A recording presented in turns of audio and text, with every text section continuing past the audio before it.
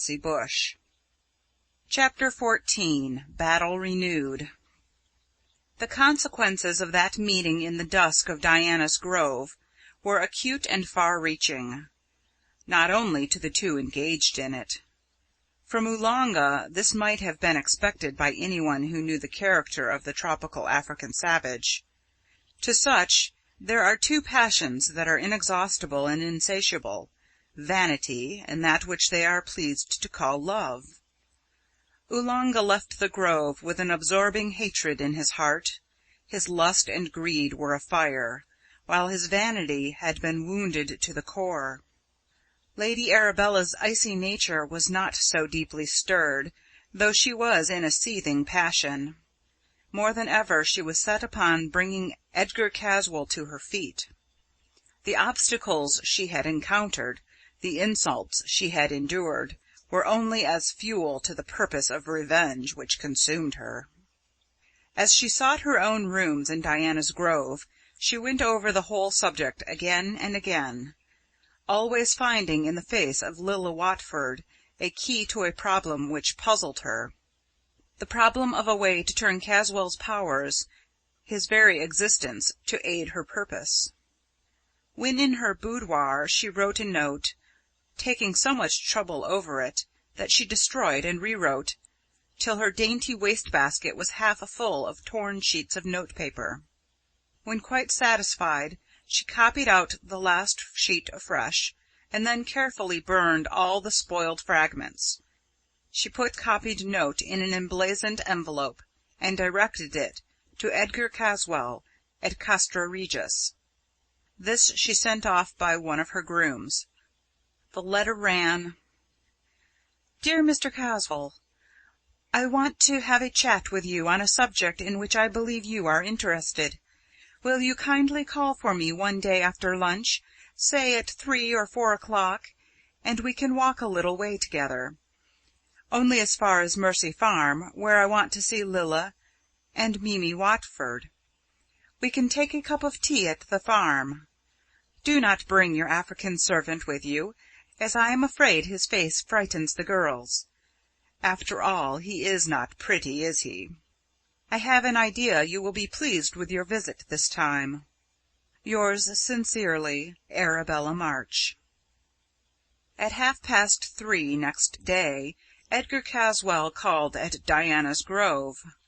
Lady Arabella met him on the roadway outside the gate. She wished to take the servants into her confidence as little as possible. She turned when she saw him coming, and walked beside him towards Mercy Farm, keeping step with him as they walked. When they got near Mercy, she turned and looked around her, expecting to see Oolanga or some sign of him. He was, however, not visible. He had received from his master peremptory orders to keep out of sight, an order for which the African scored a new offence up against her. They found Lilla and Mimi at home, and seemingly glad to see them, though both the girls were surprised at the visit coming so soon after the other. The proceedings were a repetition of the battle of souls of the former visit. On this occasion, however, Edgar Caswell had only the presence of Lady Arabella to support him, Oolanga being absent, but Mimi lacked the support of Adam Salton, which had been of such effective service before. This time the struggle for supremacy of will was longer and more determined. Caswell felt that if he could not achieve supremacy he had better give up the idea, so all his pride was enlisted against Mimi. When they had been waiting for the door to be opened, Lady Arabella, believing in a sudden attack, had said to him in a low voice, which somehow carried conviction: "This time you should win. Mimi is, after all, only a woman. Show her no mercy. That is weakness. Fight her, beat her, trample on her, kill her if need be. She stands in your way, and I hate her. Never take your eyes off her.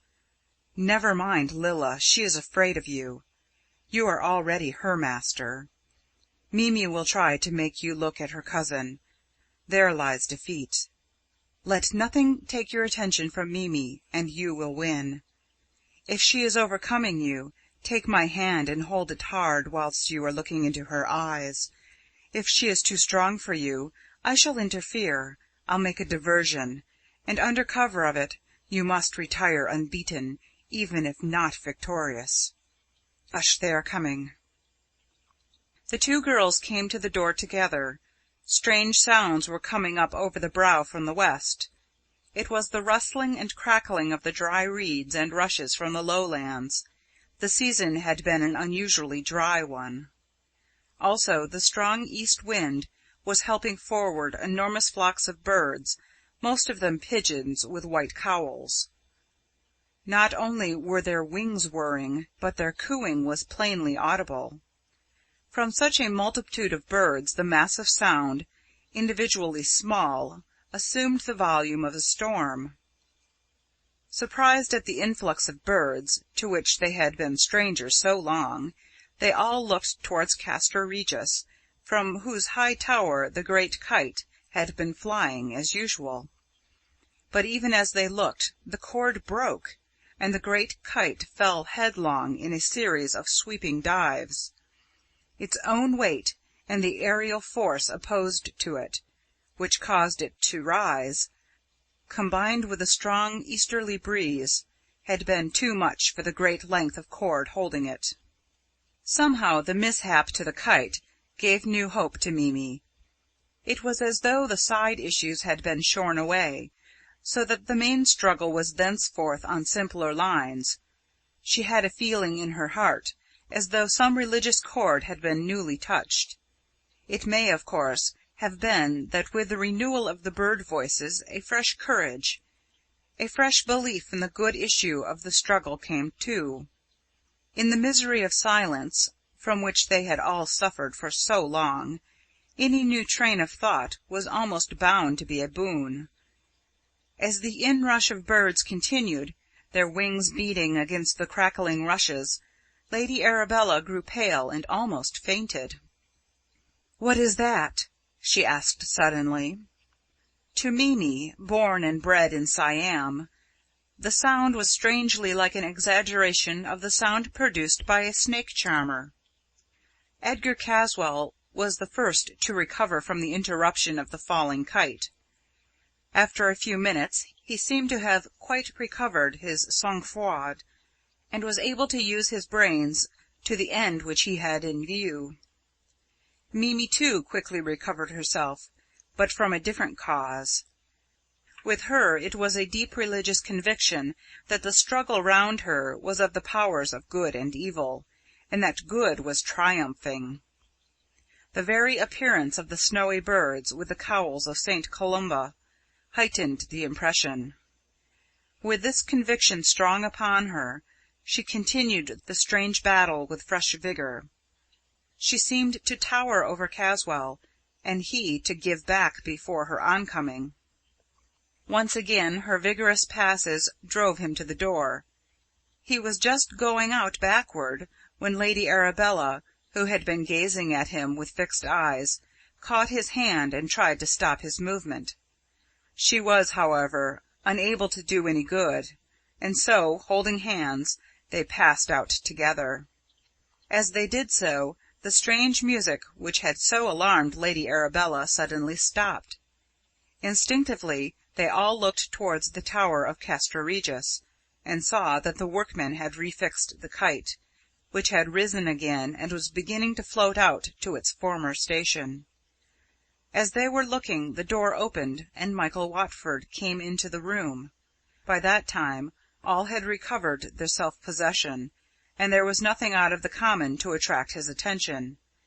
As he came in, seeing inquiring looks all around him, he said, "The new influx of birds is only the annual migration of pigeons from Africa. I am told that it will soon be over."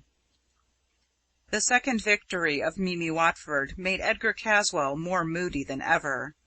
He felt thrown back on himself, and this, added to his absorbing interest in the hope of a victory of his mesmeric powers, became a deep and settled purpose of revenge. The chief object of his animosity was, of course, Mimi, whose will had overcome his, but it was obscured in a greater or lesser degree by all who had opposed him. Lilla was next to Mimi in his hate. Lilla, the harmless, tender-hearted, sweet-natured girl, whose heart was so full of love for all things that in it was no room for the passions of ordinary life, whose nature resembled those doves of St. Columba, whose colour she wore, whose appearance she reflected. Adam Salton came next, after a gap, for against him Caswell had no direct animosity. He regarded him as an interference, a difficulty to be got rid of or destroyed. The young Australian had been so discreet that the most he had against him was his knowledge of what had been.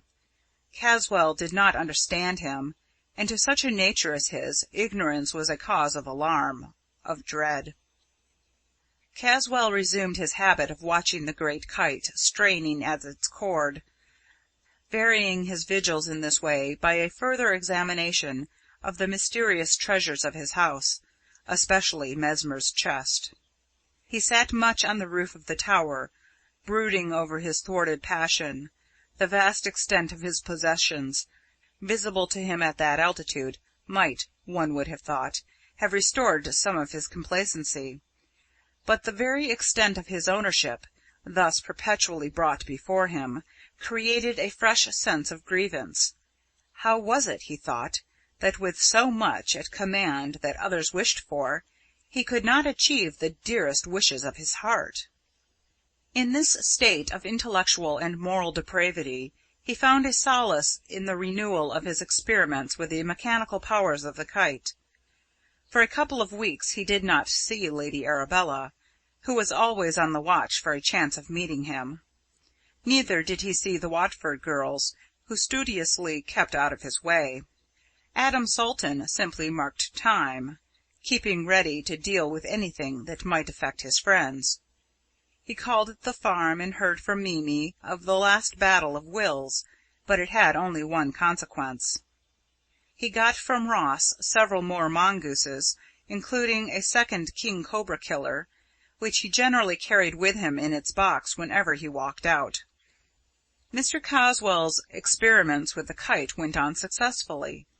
Each day he tried the lifting of greater weight, and it seemed almost as if the machine had a sentience of its own, which was increasing with the obstacles placed before it. All this time the kite hung in the sky at an enormous height. The wind was steadily from the north, so the trend of the kite was to the south.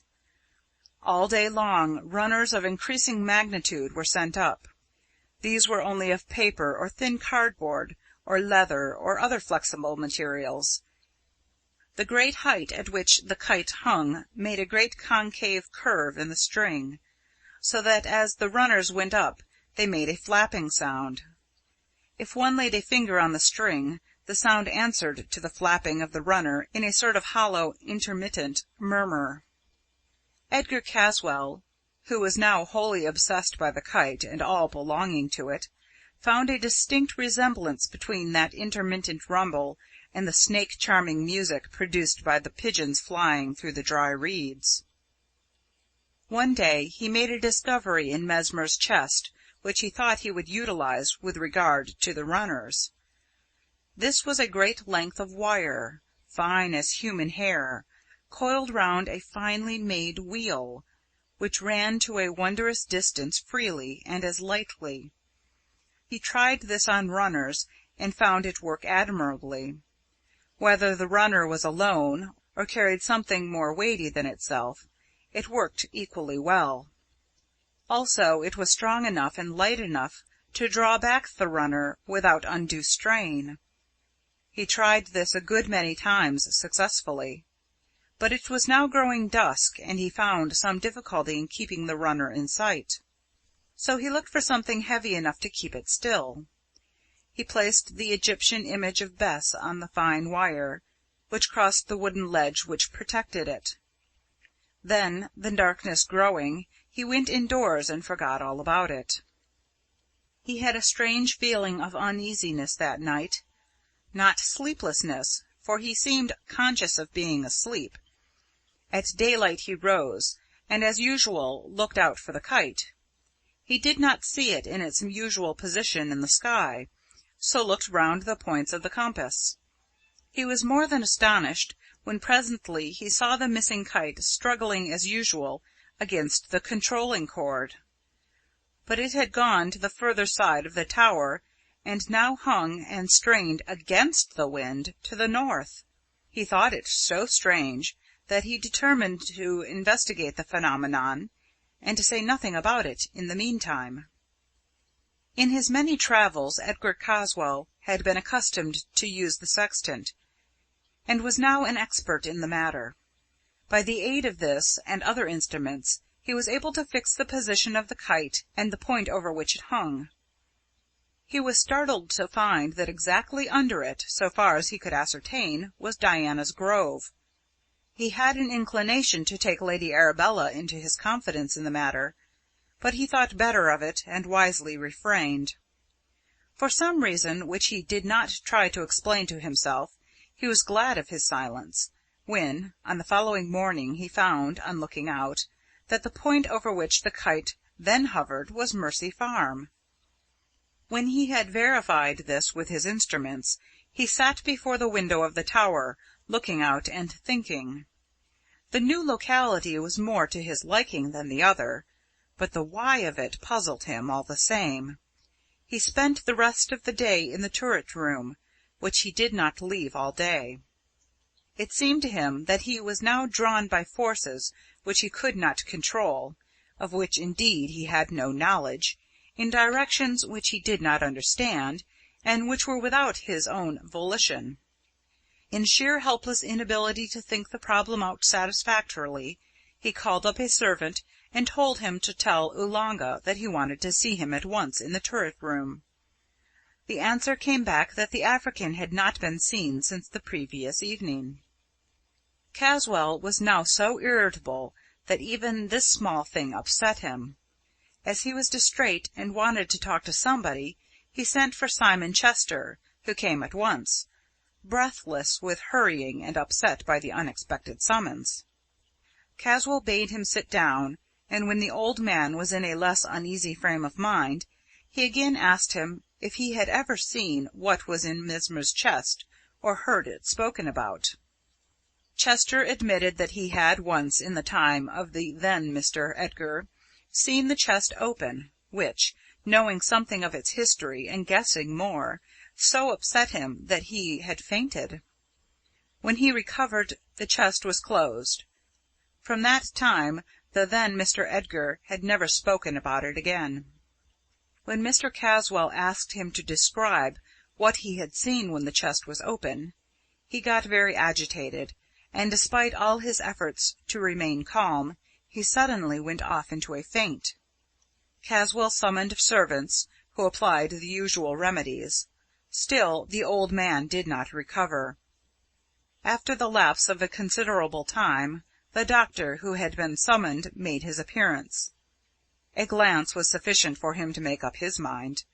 Still, he knelt down by the old man and made a careful examination. Then he rose to his feet, and in a hushed voice said, "I grieve to say, sir, that he has passed away." End of chapter 14. This recording is in the public domain.